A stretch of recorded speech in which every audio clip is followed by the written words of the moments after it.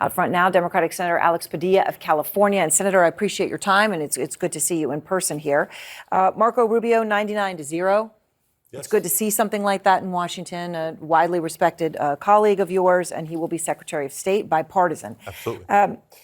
Then you have this DOJ move. Basically, this is career DOJ officials who have served there for decades, so that means in administrations, Democrat, Republican. What is this that we're learning? Senior leaders of the Justice Department who oversee the nation's immigration court system. It's a power grab by the new President Trump and his administration.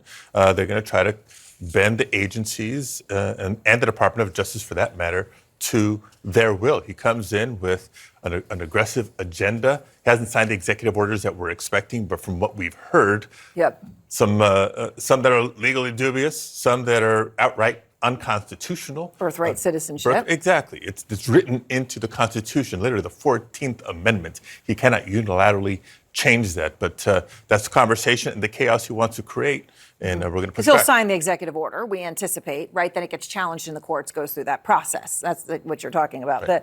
So birthright citizenship, we expect to be signed. National emergency on the southern border. U.S. troops going to the southern border. Remain in Mexico. Deportations using the Alien Enemies Act of 1798. Cartels as terrorist organizations. Some of these things a lot of people could get behind. Right. Say cartels as terrorist organizations. Are there things in there you can get behind? So here's the deal. I agree. We need to modernize our immigration system as a whole. Democrats agree. We need a secure, orderly, and humane southern border. To end asylum, first of all, it's contrary to federal law, but it's also contrary to international obligations that we have as a country.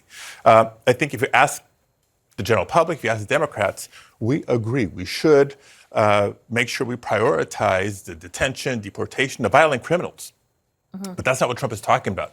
The largest deportation operation in our country's history is going to carry a lot of innocent people, and a lot of people who are critical to the economy, to our communities, and to our national security. I don't want to be backwards looking about it, but do you have a frustration at the Democratic Party that says, look, if you had deported and made a big effort to deport violent criminals before, if situations like Laken Riley's tragic death were taken differently by the Democratic Party, then maybe you wouldn't be sitting here having this conversation right now? Yeah, well, part messaging, but I don't think Democrats have ever said, no, let's not deport violent criminals. We've always been for that. But there's that element of the conversation. There's people coming to the United States seeking asylum. That needs to be addressed.